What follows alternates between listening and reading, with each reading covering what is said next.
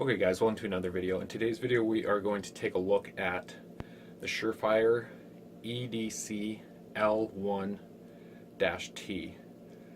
This is a replacement to the EB1 Backup line that Surefire used to make, and for 2018 this is kind of their updated version. A few of the updates is it's 500 lumens as opposed to I think 320, and that's about it. The cool thing about this is it has their two-stage gas pedal switch, which means you hit it lightly and you get a 5 lumen. They say 5 lumen, I would say more like 15, maybe 10. More of a navigation task light, and then you push it a little harder and you get the 500 lumens. Like all Surefires, when they say 500 lumens, I would say that's like a very modest report. If you compare, Surefire against Light, Phoenix, Through Night, this is very comparable to, I would say, 1,000 to 1,200 lumens out of an overseas produced flashlight.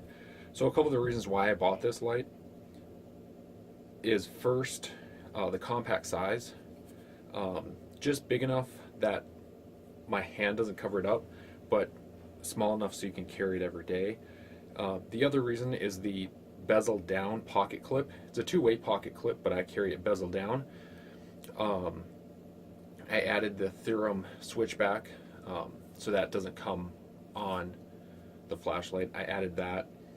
But yeah, the bezel down, the 500 lumen and the 5 lumen setting, I like that. And then you twist it and you get a 5 lumen task light. And if this switchback wasn't on here, you could twist it a little farther and get a constant on 500 lumens. I don't have a need for that. What I like is you can switch it to 5 lumens, but while it's constant on, at any time you can pop it to the 500 setting.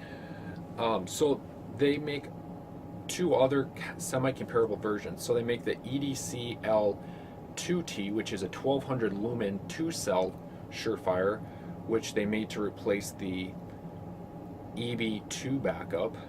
So the old EB2 Backup, I believe, was 500 lumens. So this new one's 1200, quite a jump. So this is the same brightness as the old EB2 Backup, the same runtime and all that, but on one cell. There is a third version that I was looking at buying, and real quick I'll explain why I didn't buy it, and that is the E2T-MV, I think is what it's called, and it's a 2-cell version to kind of replace the old Surefire E2, I think, flashlight. And the difference is that's a momentary tail cap, the same as this, but not the gas pedal switch, meaning it does not click on. The other thing is it's 800 lumens. It's a 2-cell variety. It's not that much bigger than this one, and the bezel head is about the same size. Part of the reason I didn't buy that one is it is 800 lumens, but it's the max vision. So you get a very smooth, wide, generalized beam, but you don't really get a tight hot spot. So think of it as a shotgun versus like a rifle. Some people call that Surefire the Tactician, but yeah, it's a 2-cell variety. The other reason I didn't get it is because it's 2-cell, every time I have to change those batteries, I need to change 2 batteries. And trust me, before I'm saying this, in my mind it makes a lot of sense. Say every 3 months or something like that, I want to change the batteries in this just to have a fresh one in. All I do is remove the head, pop the old battery out, put the new one in, and put the head back on, versus having to replace 2. So it's, for me, it's more of a money savings thing. The other thing is, 800 lumens, 500 lumens, it seems like a big jump, but with that 800 lumen max vision, versus this, not that big of a difference. Maybe in a future video I'll do some like distance and comparison shots at night. I was going to do it, but here's the thing. If you've ever used a Surefire, you know they're fairly accurate with their marketing. This is like the TIR lens reflector type system. So it's more of a throw flashlight, not as much spill. So real quick, this is the EDC L-T, and this is a Surefire G2X. And you can see this one, the bezel is a little bit bigger, and the barrel diameter is again a little bit bigger. Nitrile body, aluminum body. This one's quite a bit lighter, and it feels a lot lighter and just more compact, easy to carry in a pocket. But as you can see, it's not that much shorter. It's 4.5 inches, and this is about 5 or 5.1 inches. This is the Streamlight ProTac 1L, 1AA, or 1LAA, and you can see they're very comparable. The head diameter on this one's smaller, but again, this is only a 300 lumen or 350 lumen, and it's a clicky, so I don't really want that. And then this is a mini mag light, an old, it's not, I'm just showing you for size comparison. It's quite a bit longer, about the same diameter. The head diameter is very similar. So I've had this light, I haven't had it super long. I wanted to get a video out there because I don't think there's any other videos on this specific light out there. So I guess I wanted to, be the first. I want to talk about the price real quick. I got this for right around $100, which to some people that have never bought a Surefire, that seems expensive. The old EB1, EB2, E2D, E1D, the aluminum type body Surefires, I think on their store,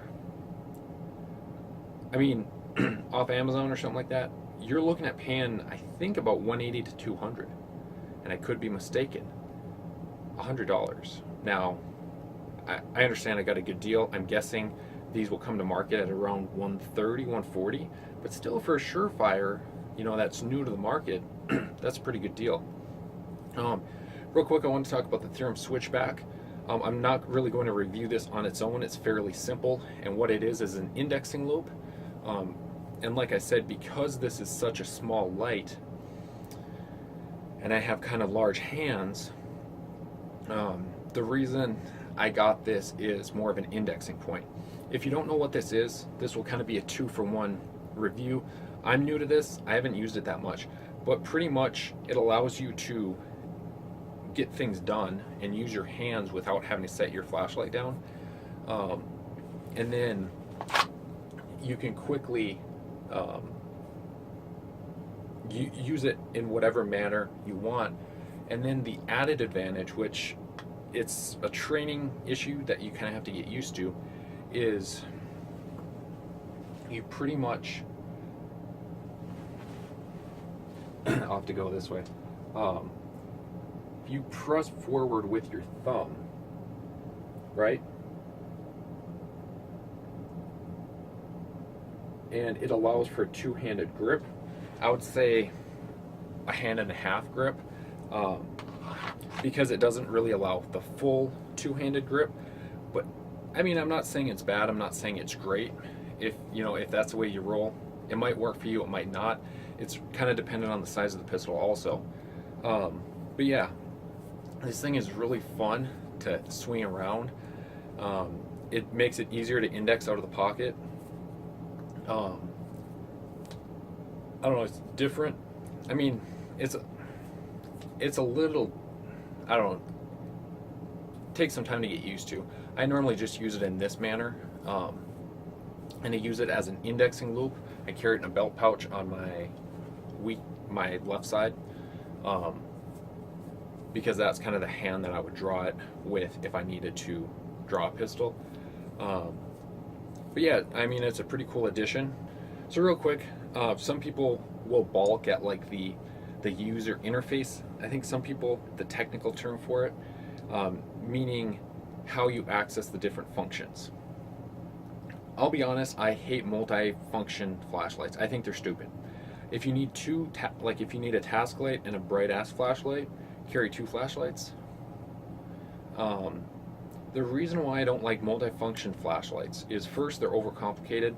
Second, if you're always going to be using it for a utility light, then if you did need to use it in a bad situation, quick tap, whatever, most likely it will be dead because you're constantly using it. The other thing is, I don't like a clicking tail cap on a defensive light because I don't want it to click on when I don't want it. I just want it on, off, on, off, on, off. Very similar to a pistol. Pull the trigger, pull the trigger, pull the trigger. You know, no one pulls the trigger stays back and the rounds keep firing. That would be very dangerous. The other thing I like about this one in particular over the E2, the new like 2-cell, the Tactician as some people call it, is that is a single on 800 lumens. To change the setting, you twist the bezel. I don't like that. The reason being is, if you do twist it and you're using it as an EDC light and you're working on something, there's going to be one time where you're going to leave it on that low setting, and then it will sit in your pocket for a couple days, and then say you need to use it, you turn it on and you're at that low setting, right? I like the 2 position non-clicking tail cap of this one. The reason being is, maybe you work security, maybe you have to check IDs, maybe you just need to, maybe you heard a bump in the night and you don't want to throw out a lot of light, but you want to see where you're walking, so you can just lightly tap and you can see where you're going, and then you see something bad, you can light them up. The other aspect is, I like with just a quarter turn, hands-free, almost hands-free task light. I don't know, to each their own. I kind of like that interface a little bit more. Okay, so real quick, talking about the multi-settings and why I don't like them. This is one of those multi-function super fancy flashlights, and it's supposed to look all like cool, but it has multiple settings. And the reason I don't like it is, that time when I clicked it on, it was on a fairly high setting, but it wasn't on the highest. So say you're working on something, and this is, I don't know, like a 40 lumen light, and you turn it off, don't think anything of it, and then you do need it. Now you have to remember how to get to the brightest setting. It's a joke. If you're just putting it into mathematical terms, if you have a 5-setting flashlight, the chances of you pulling it out and getting the brightest setting is 20%, right? So you have a 20% chance of getting that high setting. If you have a 4 setting, 25%, so on and so forth. If you have a 10 setting, which is also fairly common, you have a 10% chance, you have a 90% chance of getting the wrong setting. So I like the Spartan Simple Caveman interface of this one. If you guys want any more questions about this flashlight, leave it in the comments down below. If you like this video, found it useful, again, leave it in the comments down below. I will be throwing a follow-up video, or if you guys have pertinent, useful questions, maybe I can turn that into a video. Like I said, I'll probably do a second one doing a beam comparison at a football field or something like that, maybe down some dark alleyways.